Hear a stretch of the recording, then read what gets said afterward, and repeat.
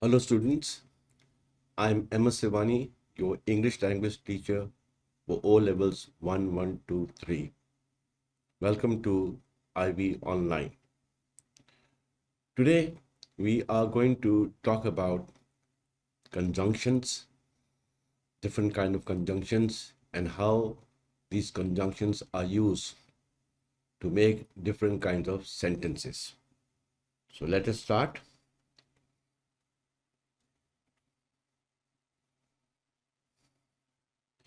Now, conjunctions are those words which help us to join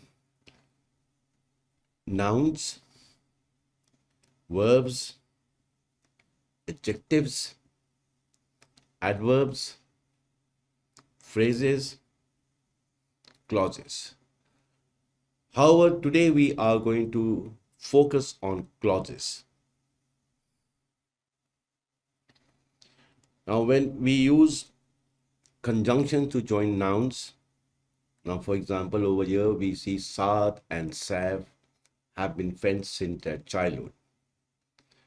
We have used two nouns over here, Saad, Sav, and we have used the conjunction and over here. To join verbs, last night we sang and danced at the party. Sang and dance are verbs, conjunction and.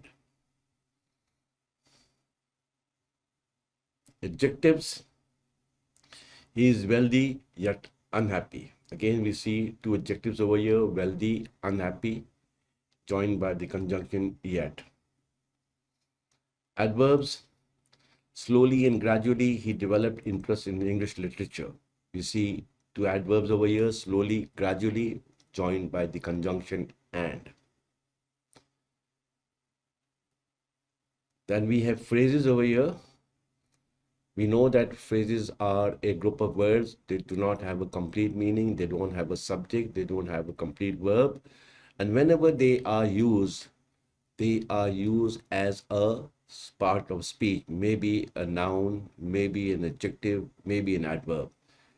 He wants to become a doctor and to serve people. So we see two phrases over here, to become a doctor, to serve people, which are noun phrases. Structure wise, they are infinitive phrases joined by the conjunction and. And then we have clauses. My cousin failed miserably in his exam, for he did not study throughout the year. We see two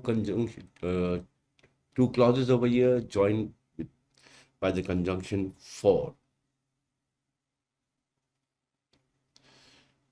Now, however, when we use conjunction to join two ideas, complete ideas, two clauses, or two simple sentences, we have to make judicious use of these conjunctions to make sure that we get a logical relationship between the two ideas, clauses, and the sentences. That is, when we join two clauses, okay, we have to make sure that we use a logical conjunction so that we can have a logical relationship between these two ideas.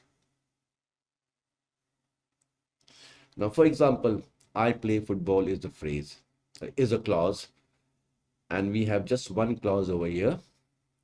So it is a simple sentence. I play football, but my brother plays cricket. Now, over here we have a conjunction but, which has done. Now, this is definitely not a simple sentence. We have two conjunctions, or we have two clauses over here. And this one is a compound sentence. Why it is a compound sentence, we are going to discuss. Then the next one we see, I play football whenever I am free. Again, we have a conjunction over here, whenever. And the sentence is a complex sentence. See, the use of conjunctions, the use of different conjunctions help us to make different kind of sentences. Over here, we see that we have used but, and the sentence is compound. And when we use the conjunction whenever, the sentence is complex. We will discuss this thing later on in our lecture. Now, first kind of conjunction, coordinating conjunctions. What are coordinating conjunctions? Now, before we start with coordinating conjunctions, let me try to explain what a clause is. A clause is a group of words that has got a complete meaning. It has a verb, and the verb has got its subject. The verb has got its subject. A group of words with a complete meaning. It has a verb, and the verb has got its subject. Okay, now we use coordinating conjunctions to join two independent clauses or two simple sentences to make compound sentence. Simple sentence when we have just one clause. So when we join two simple sentences, we get a compound sentence, and the conjunction which we use are called coordinating conjunctions. Okay, remember, when we are joining the two ideas, two clauses, or two simple sentences, they must be related. Now, you must have seen over here that when we are using a coordinating conjunction, a comma precedes the coordinating conjunction. That is, we use a comma before a coordinating conjunction if that conjunction is followed by a subject, by a complete clause.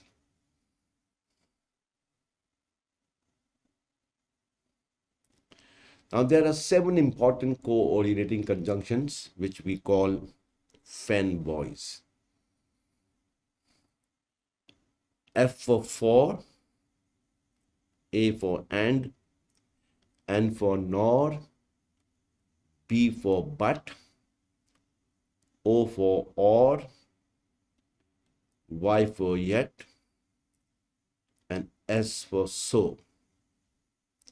Now you see we have on the left side of the conjunction, we have a simple sentence, and before the conjunction we have put a comma over here, and then on the right hand side after the conjunction we have a complete clause, okay, and or a sentence. This is the structure of a compound sentence. When we use coordinating conjunctions, we get a compound sentence.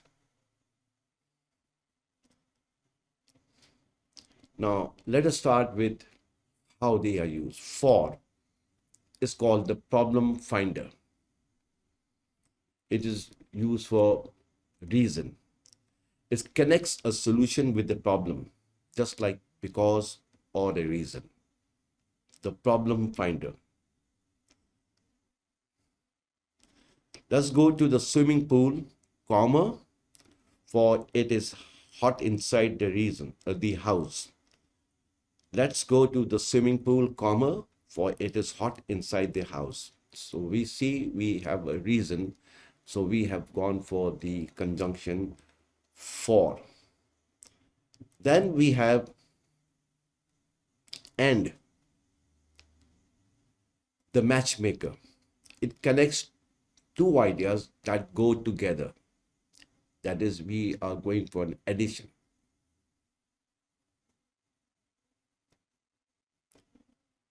I want to go to the circus, comma, and I want to ride a pony. So two ideas that go together. When we join them, we use and with a comma before it. Then we have nor, which we call Mr. Negative. Okay, it's a negative form of or, negative alternative, also means and not. My friend does not go to school, comma, nor does he study at home. Here, I would like to point out something. We have a slight change in the structure of the clause, second clause. You see, the first clause will have not. So my friend does not go to school, comma. Then the second clause starts with nor, and then what happens? The verb comes after it. The verb comes. Not the subject does not come first, the verb comes first. And if we have a helping verb with the form of verb, we use the helping verb, then we use the subject, then we use the form of verb. Okay? So my friend does not go to school, nor does he study at home. But king conflict connects two ideas that go against each other. Contrast. I need to go to the store, comma, but I'm feeling too sick to drive. Then we have or, the decision maker, connects two choices, two alternatives. The young boy worked as a fisherman, comma, or he would have starved to death. Then we have yet it is but's evil twin brother. Okay? Connects two ideas that go against each other. It's a surprising contrast where you have to concede one clause. What do I mean by it? Let us see the example. He is 75, comma, yet he still swims and runs and plays football regularly. See, we have conceded the first idea. He is 75, although he is 75. So we have conceded, and therefore we have used the conjunction yet over here. Okay, then we have so, the problem solver connects a problem with a result. I did not do my homework, comma, so my parents punished me. Now these were the 7 coordinating conjunctions which we call fan voice, and we saw how they are used. Okay? Now sometimes it is okay to leave out the comma if the two simple sentences are very short or very closely related. Yes, sometimes we do that. That is, I bought a cute puppy and trained it to do many tricks. But over here, see what we have to do is and is not followed by a subject. So this is not a compound sentence at all. It is still a simple sentence with two predicates. With two predicates, we have a compound verb over here, bought and trained. A compound verb over here, and we have a compound predicate over here. I bought a cute puppy and trained it to do many tricks. But if I had gone for I bought a cute puppy, comma, and I trained it to do many tricks. But we have not used I over here, so there is no need to go for a comma. It's all right if we do not use a comma over here. Let's practice. Gail plays soccer, Brian plays tennis. Gail plays soccer, comma, and Brian plays tennis. June is a warm month, December is cold. June is a warm month, but December is cold. You see, we have used a comma before the coordinating conjunction. The yard is full of leaves. After school, we will make them into piles. The yard is full of leaves, so after school, we will rake them into piles.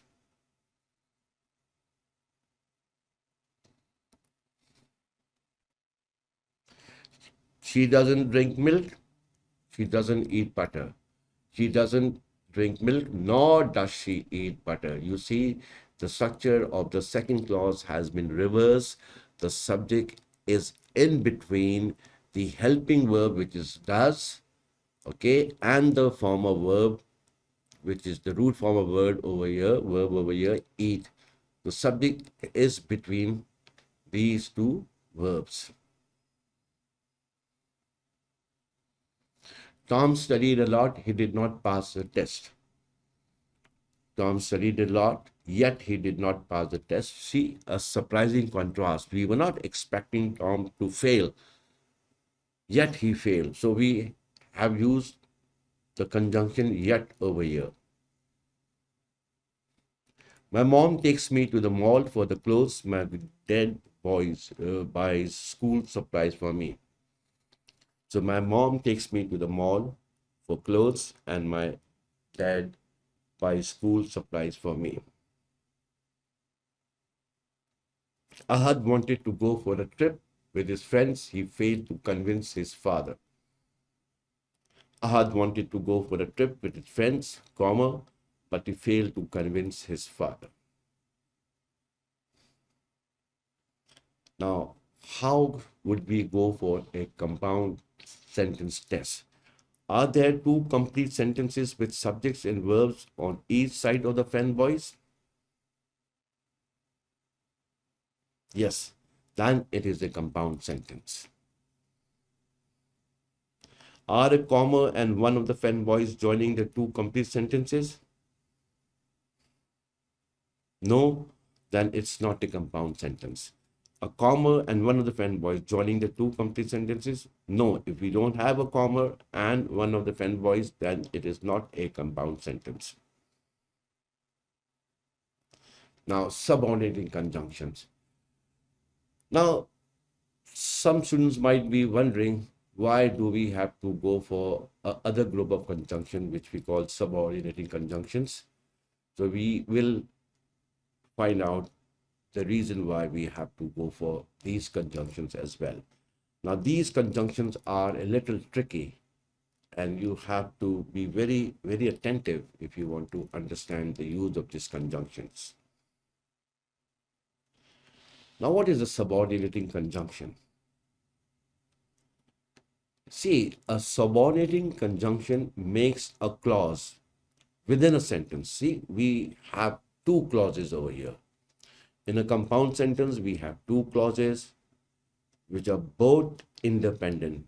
Independent clause means they do not need any other clause for their meaning. They don't have to lean on the other clause for their meaning. They do not have to get the support of other clause for their meaning. They are complete. They have complete meaning in the sentences. So, but a subordinating conjunction makes a clause within a sentence dependent on a complete sentence in order to make sense.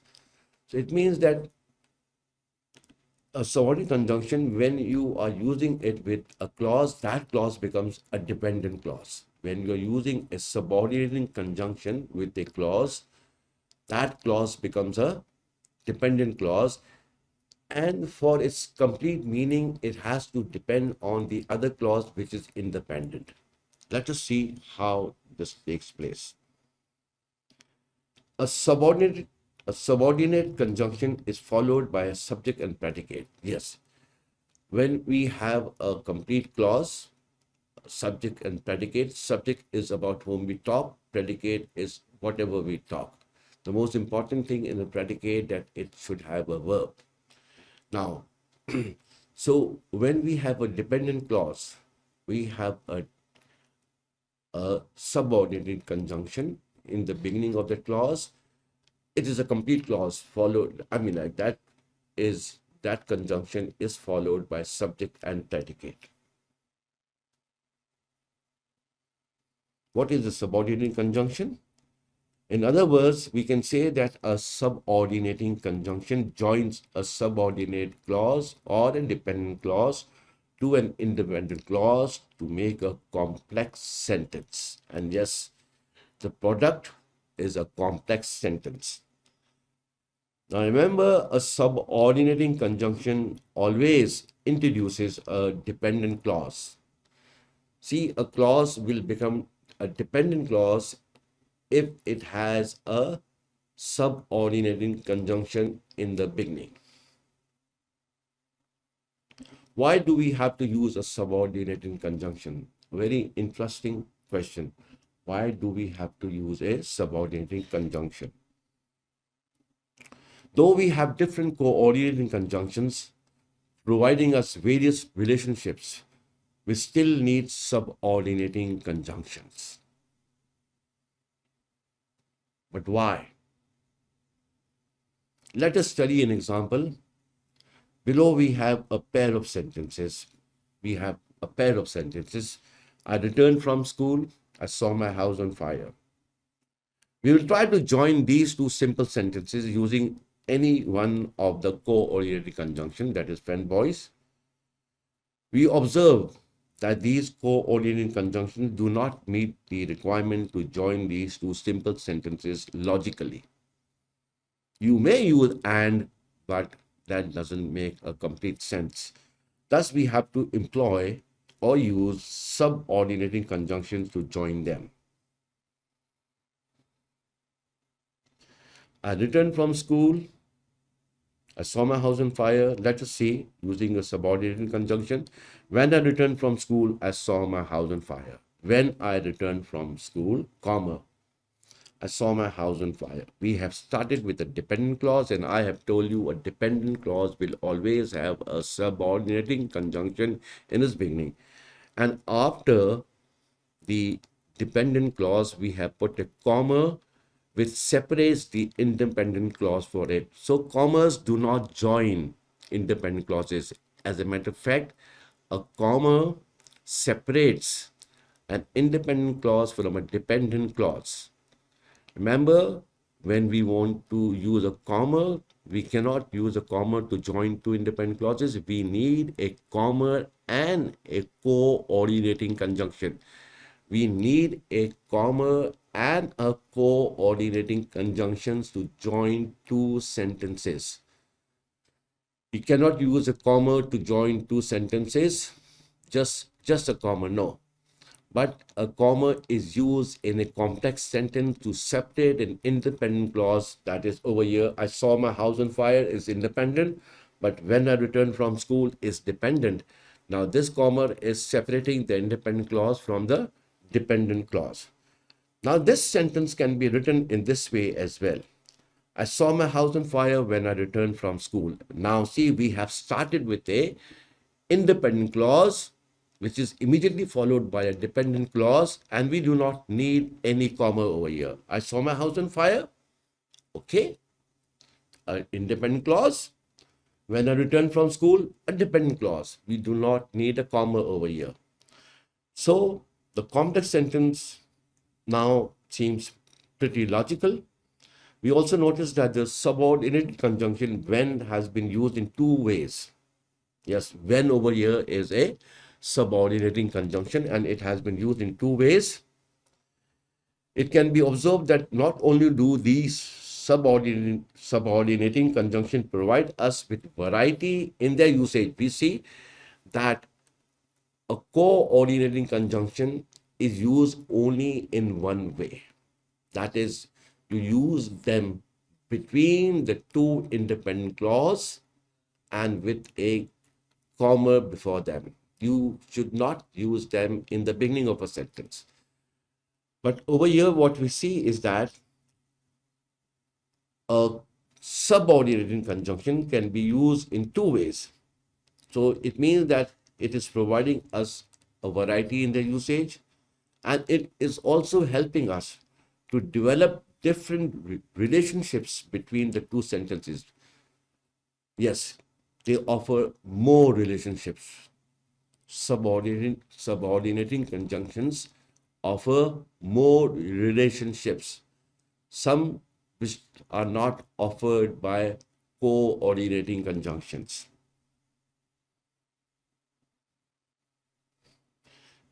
There are two ways to use a subordinating, unlike the coordinating conjunctions, which are only used between the two independent clauses preceded by a comma if the conjunction is followed by a subject. Come on, let us see how we are going to use a subordinating conjunction when over here. When I returned from school, I saw my house on fire. Now, in this complex sentence, we have started the sentence with a dependent or a subordinating clause introduced by a subordinating conjunction. We have inserted a comma before the independent clause. Remember, commas do not join independent clauses. They are used in complex sentences to separate the independent clause from a dependent clause. This is something very important. You have to keep this thing in your mind. Then, used in a different manner, I saw my house on fire when I returned from school. Over here, we see that we have started a sentence with a independent clause, okay, which is immediately followed by the dependent clause, which is introduced by a subordinating conjunction when over here, and we do not need any comma over here.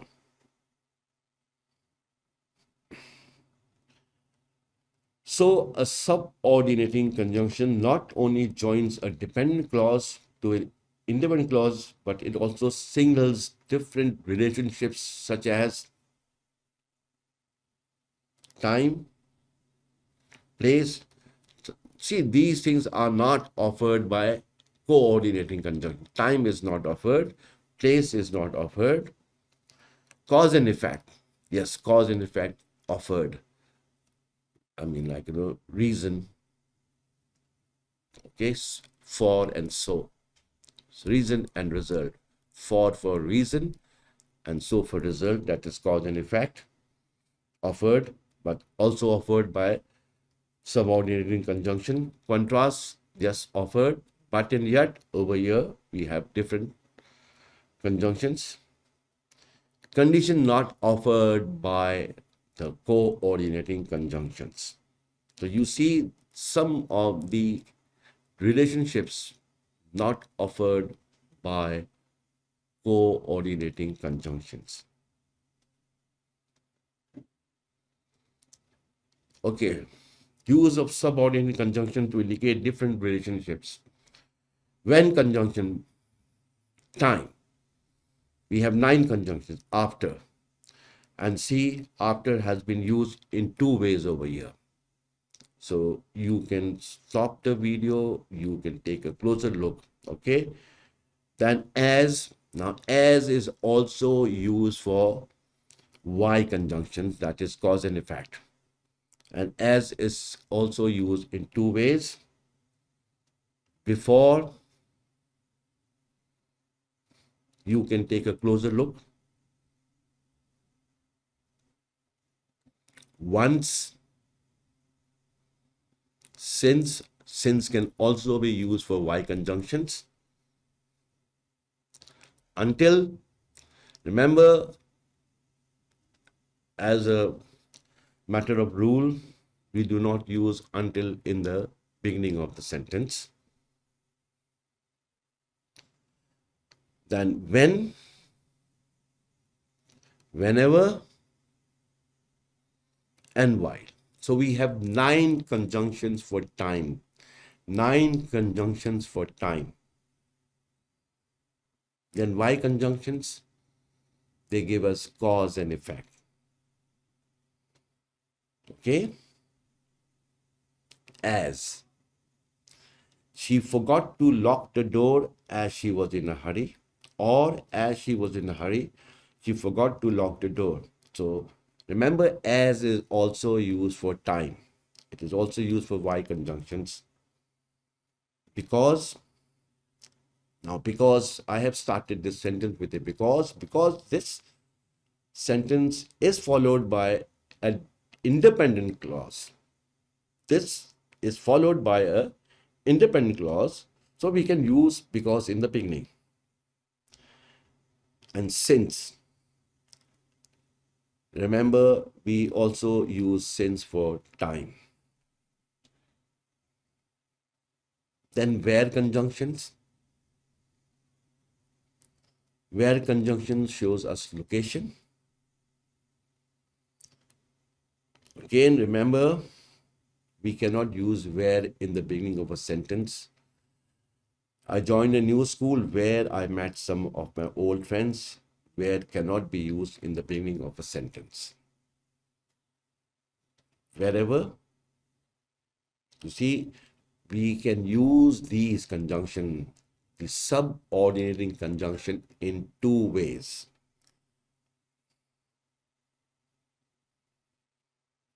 Then contrast, although, even though, whereas. Now, whereas cannot be used in the beginning of a sentence. Also, some people insist using a comma before it. So there's nothing wrong if you use a comma before it, but do not use it in the beginning of a sentence. Now, for condition, when we are going for if sentences, yes, if sentences, if. Remember something about if. If clause means a dependent clause. Now, if will never be followed by will or would. Will and would will come in the main clause. If I had known, third condition, if I had known about the perils of climbing that steep cliff, I would have taken more safety precautions. Or I would have taken more safety precautions if I had known about the perils of climbing that steep cliff. Unless, okay, you will not get a good grade in your exams unless you adopt a proper studies schedule, or unless you adopt a proper study schedule, you will not get good grades in your exams. Conditions. Now we come to compound complex sentences. Now, what exactly do we mean by compound complex sentences?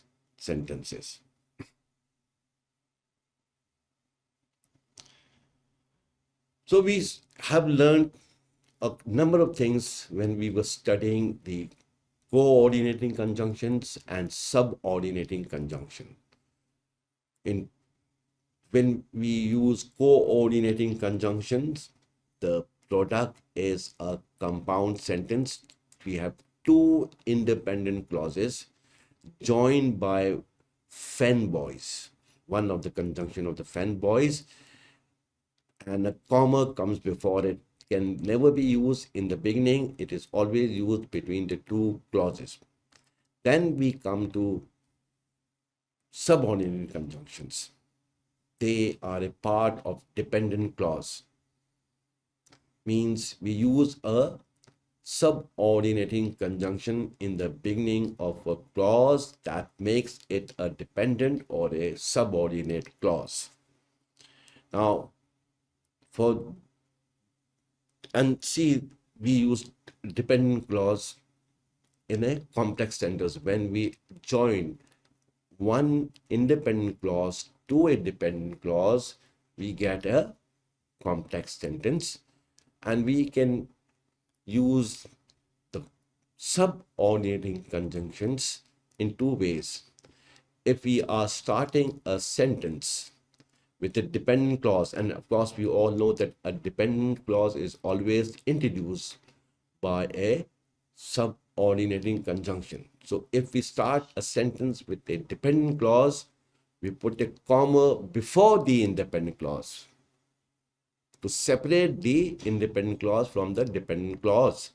But if we start the sentence with the independent clause, it is immediately followed by a dependent clause, and this dependent clause is of course introduced by a subordinating conjunction. We do not need a comma over here. We do not need a comma if we are starting a sentence with a dependent clause followed by a sentence with a independent clause followed by a dependent clause. Remember, a complex sentence is when we are joining an independent clause to a dependent clause. Independent clause can stand on its own. It has a complete meaning. It has a subject as its verb. It has a complete meaning. Whereas a dependent clause, when used in a sentence, okay, it has a meaning, but for its meaning, it depends upon the independent clause. Now, what is a compound complex sentence? A compound complex sentence includes minimum two or more independent clause. Now, see, in a compound sentence, we saw two independent clause, just two independent clause. And in a complex sentence, we saw one independent, one dependent. But in a compound complex, we see two or more independent clauses and one or more dependent clauses. See, the minimum number of independent clauses 2 and the number of minimum clause 1 of dependent clause 1. 2 independent, 1 dependent, or more than 1 dependent. Let us see.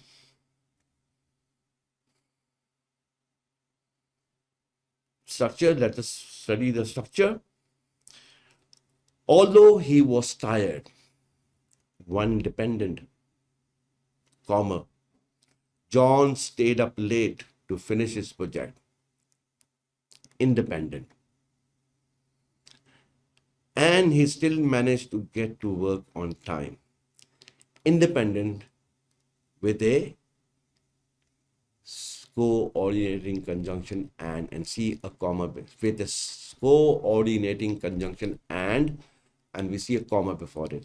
So in this sentence, we have 1 dependent, although he was tired.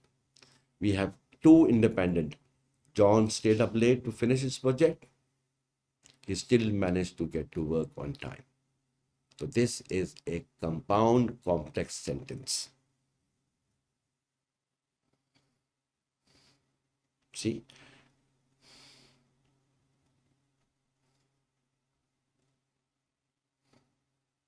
This is the structure of a compound complex sentence. Now, let us study one more. When the train arrived at the station. Now, this is, you have to guess. This clause is introduced by, it is introduced by a subordinating conjunction. So, obviously, it is a dependent clause.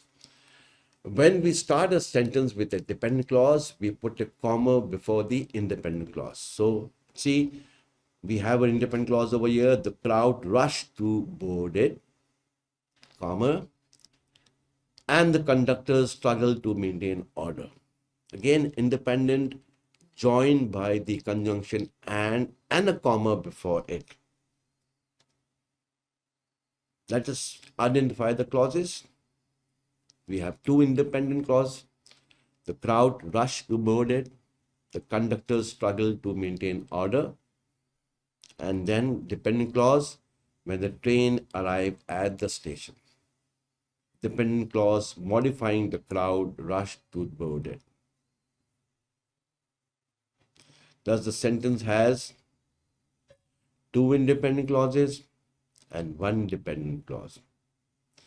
Now, in the end, what we come to know is that we have a simple sentence where we have 1 clause. We have a simple sentence where we have 1 clause, okay? 1 clause, that means a group of words that has a verb and a subject. Then we have compound and complex. Okay, we have 2 clauses. For compound, we use coordinating conjunctions. For complex, we use subordinating conjunctions.